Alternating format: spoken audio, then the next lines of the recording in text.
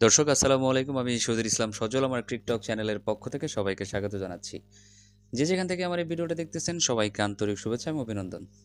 Specially আমার চ্যানেলের যে সমস্ত দাদারা আছেন, যে সমস্ত ভাইয়েরা আছেন তাদের সবাইকে বলতে চাই যে একটু হকচকিয়ে উঠুন, একটুখানি নাড়াচাড়া দিয়ে উঠুন। যারা আমার আগের ২ ভিডিওতে অনেক ধরনের কমেন্টস করেছেন যে আমাদের যোগ্যতা নাই, এটা নাই, সেটা নাই, টেস্টে আমরা খুবই বাজে দল। মেনে নিলাম আমরা টেস্টে খুব বাজে দল। বাট অ্যাট দ্য এন্ড প্রত্যেকটা জয়েরই কিন্তু একটা ভ্যালু থাকে। সেটা আপনি ১ বছর পরে জেতেন, ৮টা ১০টা টেস্ট খেলেন, তারপরে জিতেন। কিন্তু ভাই টেস্ট জেতাটা হচ্ছে একটা বিশাল বড় একটা বিষয়। এখন যে ভিডিওটা আমি পোস্ট করব সেটা দেখেও আপনারা অনেকে বলবেন যে, আগে তো ম্যাচটা জিতে নাও এই সেই বহুত কিছু। কিন্তু যেই পরিস্থিতিটা এখন দাঁড় করাইছে বাংলাদেশ টিম ওয়েস্ট ইন্ডিজের এগেইনস্টে সেইখান থেকে আসলে ম্যাচ যদি আমরা না জিতি তাহলে আমাদের চাইতে দুর্ভাগ্য হয়তোবা আর কারোই হবে না।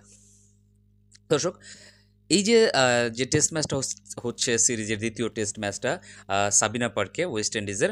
তো সেইখানটাতে কি হয়েছিল, প্রথম ইনিংসে বাংলাদেশ কিন্তু ১৬৪ রানে গোটায় গেছিল। তো যখন আপনার এত একটা কম রান করছে তখন আমরা বারবার বলছি যে আসলে কেমনে সম্ভব যে এখানে জেডেন সিলসের মতো একজন বোলার ১৫.৫ ওভার বল করে ১০টা মেইডেন নিয়ে ৫ রান দিছে। এরকম ইকোনমি রেটে বল করছে ১৯৭৮ সালের পর থেকে এখনও পর্যন্ত সেই রকম বোলিংটা আসলে দুনিয়ার বাঘা বাঘা বোলাররাও করতে পারে নাই, যেটা আমাদের দেশের ব্যাটসম্যানদের কল্যাণে জেডেন সিলস করে দেখাইছে। তো এখন যাই হোক সেটা বাদ যাক, যখন বাংলাদেশি বোলাররা যখন বোলিংয়ে আসলো যে মুহূর্তটাতে, আহ কি বোলিং রে ভাই! ১৪৬ রানে ওয়েস্ট ইন্ডিজের মাটিতে আপনার লোয়েস্ট স্কোর আরকি। হ্যাঁ? ওয়েস্ট ইন্ডিজের মাটিতে ওয়েস্ট ইন্ডিজ ১৪৬ রানে অল আউট করে দিছে। নাহিদ রানা আগুনের গোলা ছুড়তেছিল। একটা ওভার তো স্পেশালি পার্টিকুলারলি দেখছি ১৫০ এর নিচে বলই করে নাই, ১৪৯, ১৫০। কি বোলিং! আর তার সাথে হাসান মাহমুদ, তাসকিন আহমেদের কি সুন্দর সাপোর্ট।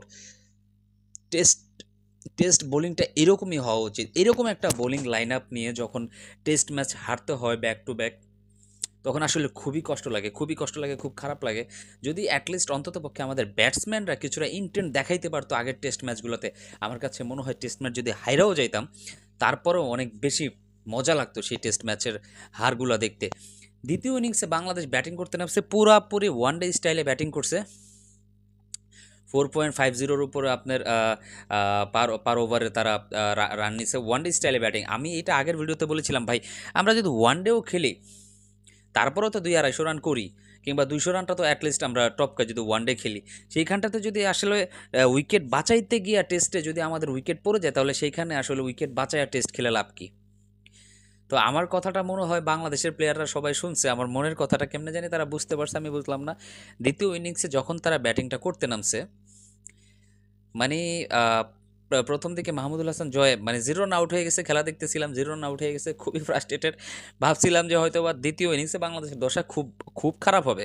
কিন্তু যেই মুহূর্তটাতে এটা চিন্তা করতেছিলাম সেইখানে এসে আপনার শাহাদাত হোসেন দীপুর কাউন্টার অ্যাটাকিং শুরু হয়ে গেল, চার মারা শুরু হয়ে গেল। তারপরে তার সাথে সাদমান ইসলাম একটা 50 মিস করে ফেলছেন। প্রথম ইনিংসে বেশ ভালো ৬০-৬২ রানের একটা ইনিংস খেলছিলেন। সেইখানটাতেও আসলে সাদমান ইসলাম 40+ রানের যে ইনিংসটা খেললেন আপনার দ্বিতীয় ইনিংসে, সে চমৎকার চমৎকার একটা ইনিংস ছিল। আর ক্যাপ্টেন মেহেদী হাসান মিরাজের কথা কি বলবো, মেহেদী হাসান মিরাজ তো নেমেই আপনার পাগল হয়ে গেছে। যে দেখলাম একটা পর্যায়ে মেহেদী হাসান মিরাজের ৯ বলে 23 রান ছিল, এক ওভারে 4টা 4 মেরে দিছে। এই যে কাউন্টার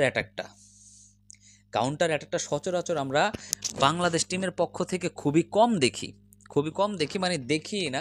আমি জানি না বাংলাদেশ এখনও এই পর্যায়ে টেস্ট জিতবে না হারবে, বাট ওই যে একটা কথা বলছি, যদি আমরা এই টেস্ট হেরে যাই তাহলে আমাদের চাইতে দুর্ভাগা আর কেউই হবে না। বাট অনেক দিন পরে বাংলাদেশের যে একটা ইনটেন্ট দেখলাম ভাই, ইনটেন্ট প্রত্যেকটা ব্যাটসম্যান, টপ অর্ডারের প্রত্যেকটা ব্যাটসম্যান একদম ইংল্যান্ড কোয়ালিটিতে খেললো, ইন্ডিয়ার টাইপ ব্যাটিং করলো, ভাল লাগছে। মন থেকে বলতেছি ভাল লাগছে। এই ম্যাচ যদি হাইরাও যাই, এইটা নিয়ে কোনো ভিডিও বানাবো না, কিচ্ছু করবো না। সত্যি কথা বলতেছি ভাই, কিচ্ছু করবো না। বাংলাদেশের ইনটেনশনটা আমার কাছে মন ছুঁয়ে যাওয়ার মতো, যে জয়ের জন্য বাংলাদেশ টিম খেলতেছে। যেইখানটাতে যেভাবে অ্যাপ্রোচ করার দরকার সেইখানটাতে সেইভাবে অ্যাপ্রোচ করছে। কোন ব্যাটসম্যানটা খারাপ খেলছে? শুধু মমিনুল হকের কথা বলাই লাগে। বাংলাদেশের এখনও টপ টেস্টের সেরা batsman Mominul Haque. Back to back 2টা ইনিংসে 0 রান আউট হয়ে গেল না, এটা আসলে ভাই মানা যায় না। এটা কোনোভাবেই মানা যায় না। যাই হোক, মমিনুল হককে আমি ছাড় দিয়ে দিতেছি, কোনো কথা বলবো না, কারণ মমিনুল হক অনেক ভালো ভালো ইনিংস উপহার দিছে লাস্ট কয়েকটা টেস্ট ম্যাচে, যেখানে আমাদের অন্যান্য ব্যাটসম্যানরা ব্যর্থ ছিল।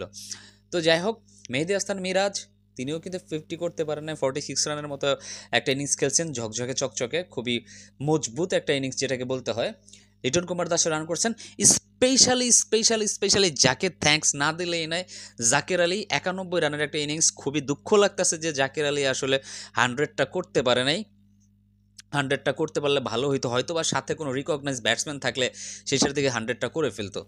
তাসকিন আহমেদ তার সাথে খেলতে নেমে আসলে কি বলবো, যেভাবে আউটটা হইলেন পুরোপুরি দৃষ্টিকটু ছিল, 2-3টা বল ঠেকানো গেলে হয়তো বা জাকির আলী 100টা পেয়েও যেতে পারতেন।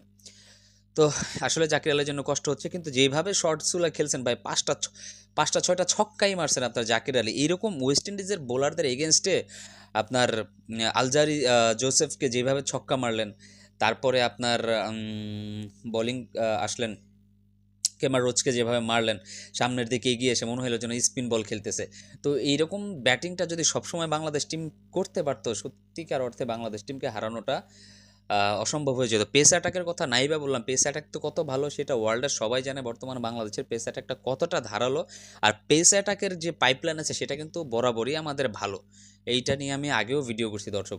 তো এখনও পর্যন্ত আপনার শেষ পর্যন্ত 287 রানের টার্গেট দিছে হচ্ছে বাংলাদেশ ওয়েস্ট ইন্ডিজকে, যেটা এর আগে সাবিনা পার্কে 200+ রান চেস করে জেতার রেকর্ড আছে 2টা। তো সেই ক্ষেত্রে কিন্তু রেকর্ড বাংলাদেশের পক্ষেই কথা বলতেছে। 287 রান চেস করে জেতাটা একটা রেকর্ডই করতে হবে ওয়েস্ট ইন্ডিজকে, যদি 287 রান চেস করে ওয়েস্ট ইন্ডিজকে এই ম্যাচটা জিততে হয়।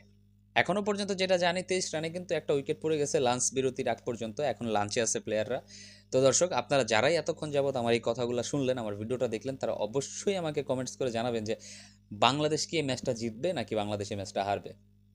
সবাই ভালো থাকবেন, সুস্থ থাকবেন। আসসালামু আলাইকুম।